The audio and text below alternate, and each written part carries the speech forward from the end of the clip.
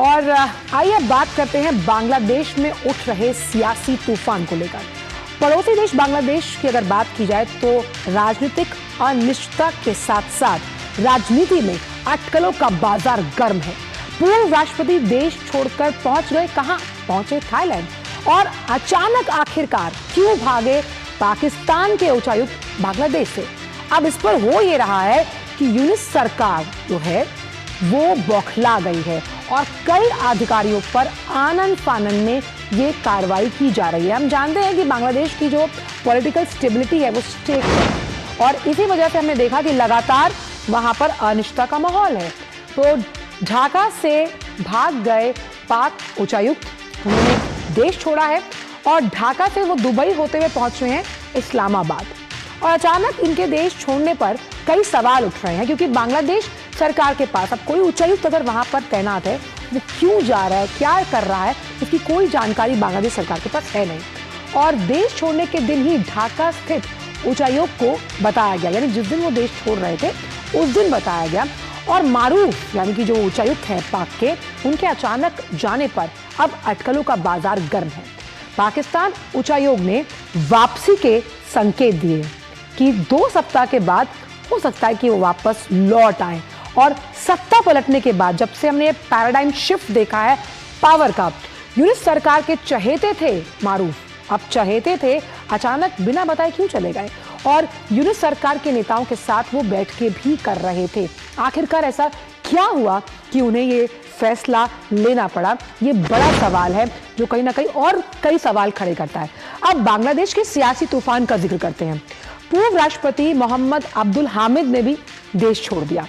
अब हुआ कैसे? आधी रात में थाईलैंड के लिए आनन फानन में उन्होंने उड़ान भरी और लुंगी में ही सवार हुए। लुंगी इसलिए आपको बता रहे कि चेक की जो लुंगियां हैं वो बहुत सस्ते दामों पर मिलती हैं बांग्लादेश में। वहीं अब पॉलिटिकल इंस्टेबिलिटी तो है ही, और पूर्व राष्ट्रपति 81 साल के अब्दुल हामिद की अगर हम बात करें तो 2013 से 2023 तक 10 साल तक वो राष्ट्रपति रहे हैं। अवामी लीग पार्टी से जुड़े हुए हैं हामिद और कई मुकदमों का, क्योंकि बांग्लादेश में कई जो नेता हैं उन पर कई तरह के आरोप हैं और इसीलिए कई मुकदमों का वो सामना कर रहे हैं। हालांकि आवामी पार्टी पर यूनिस सरकार ने बैन लगा दिया, जिसका जिक्र हमने कल भी न्यूज पंच में किया था। तो कई मुकदमों पर उन पर कार्रवाई है, लेकिन अब इससे हो क्या रहा है, इसका जो ब्रॉडर पिक्चर है वो देखिए। यूनिस सरकार बौखलाई हुई है, बौखलाहट में है, बदहवास है। अंतरिम सरकार ने ये कार्रवाई की है कि देश छोड़ने में कामयाब रहे अब्दुल हामिद। लगातार जो कार्रवाइयां की जा रही है, अंतिम सरकार की ये कार्रवाई है। वहीं एयरपोर्ट्स के कई अधिकारी इसके लिए निलंबित किए गए कि भाई कैसे वो चले गए, सरकार को पता ही नहीं है कि आपका राष्ट्रपति उड़ चला, आपका उच्चायुक्त है वो भाग गया, ऐसे में क्यों जानकारी नहीं है। और इस मामले में एक उच्च स्तरीय जांच भी जारी करी जाएगी, यानी कि उच्च स्तरीय जांच की जाएगी। उन तमाम कारकों का, कारणों का पता लगाया जाएगा कि आखिरकार ऐसा क्या हुआ। और हमारे साथ ताज़ा जानकारी को लेकर ढाका से फोन लाइन पर मौजूद है नवसिंह सिंह परमार। परमार साहब, ये जानना चाहेंगे आपसे कि किस तरह से जो बांग्लादेश की स्थिति है वो बेहद खराब है, राजनीतिक लिहाज से देखें, आर्थिक लिहाज से लेके, लेकिन ऐसे पाकिस्तान के उच्चायुक्त का अचानक देश छोड़ना, राष्ट्रपति का अचानक निकल जाना किस तरफ इशारा करता है?